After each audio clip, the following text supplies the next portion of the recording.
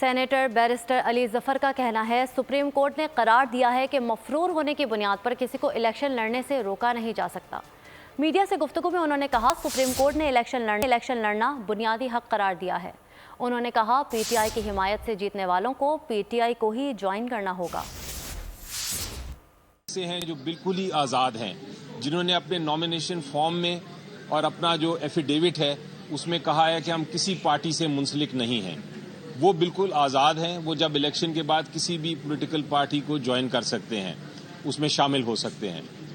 تیسرا کینڈیڈیٹ وہ ہے جو کہ جس نے اپنی نامینیشن پیپر میں لکھا ہے کہ میں اس پارٹی کا ایک خاص پارٹی مثلا پی ٹی آئی کا میں کینڈیڈیٹ ہوں، اور پی ٹی آئی نے اس کو ایکسیپٹ کیا ہے، لیکن وہ سمبل چونکہ پی ٹی آئی کو نہیں ملا، وہ اپنے ہی سمبل پہ لڑا ہے الیکشن، لیکن اس نے ایفیڈیوٹ میں بھی اور نامینیشن پیپر میں بھی یہ ظاہر کر دیا ہے کہ میں پارٹی کا نامنی ہوں۔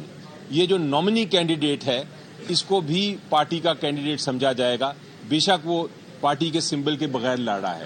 اس لیے کل کو جب الیکشن ہوگا تو وہ پارٹی کا ہی کینڈیڈیٹ سمجھا جائے گا اور پارٹی کا ہی ممبر سمجھا جائے گا۔ سبسکرائب کریں اور بیل دبائیں تاکہ کوئی خبر رہ نہ جائے۔